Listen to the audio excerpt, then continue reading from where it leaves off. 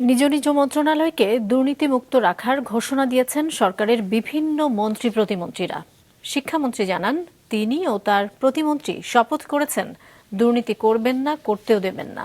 আর শিক্ষা প্রতিমন্ত্রী ববি হাজ্জাজ দুর্নীতির পাশাপাশি এ সেক্টরকে রাজনীতি মুক্ত রাখারও ঘোষণা দিয়েছেন। সকালে সচিবালয়ে নানা দাবি দাওয়া নিয়ে শিক্ষামন্ত্রী ও প্রতিমন্ত্রীর সাথে দেখা করতে যায় শিক্ষক কর্মচারী ঐক্যজোটের ১১০ জনের প্রতিনিধি দল। সেখানে এমপিওভুক্ত প্রতিষ্ঠান জাতীয়করণ, শিক্ষকদের বেতন ভাতা বৃদ্ধি, কল্যাণ ট্রাস্ট পুনরায় চালু করা সহ ১৩ দফা দাবি জানায় তারা। পাশাপাশি এমপিওভুক্ত শিক্ষা প্রতিষ্ঠানগুলোর পরিচালনা পর্ষদের সভাপতির দায়িত্ব সংসদ সদস্যদেরকে দেওয়ারও দাবি তোলেন তারা। কিন্তু একজন এমপি কমপক্ষে 3টি শিক্ষা প্রতিষ্ঠানের চেয়ারম্যান যাতে হতে পারে। আমরা চাই শিক্ষা প্রতিষ্ঠানগুলি যে ধ্বংসের পথে, এই শিক্ষা প্রতিষ্ঠানগুলিতে যদি আপনার এমপিরা যদি তদারকি না করে, তাহলে শিক্ষা প্রতিষ্ঠানগুলি হারিয়ে যাবে।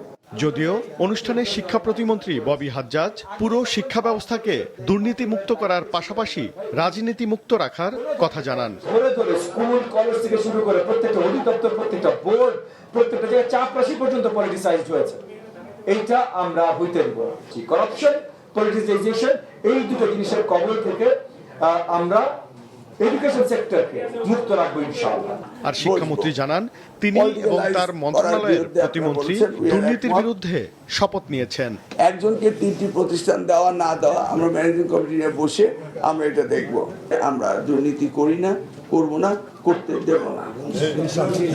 আমিও করি না, আমার প্রতিমন্ত্রী করে না। আমরা দুইজনে শপথ করেছি করব না, কিন্তু আরেকটা শপথ আমাদের আছে, করতে দেব না। এদিকে সমাজ কল্যাণ মন্ত্রী জানান, তার মন্ত্রণালয়কেও তিনি দুর্নীতিমুক্ত রাখতে চান। Came from the street, again will go back to the street, and we are answerable to the people of the street. বুঝতে পারছেন? দুর্নীতির ব্যাপারে কোনো আপোষ নেই। ব্যবসা করার জন্য আসি, আমরা সার্ভিস দেওয়ার জন্য আসছি। আমাদের ব্রেড এন্ড বাটারের জন্য মন্ত্রিত্ব অথবা কোনো পদ ইজ নট নেসেসারি। মন্ত্রণালয়ের সবকিছুতে স্বচ্ছতা আনবেন বলেও সে সময় জানান মন্ত্রী। ওবায়দুল কবির, মাছরাঙা সংবাদ, ঢাকা।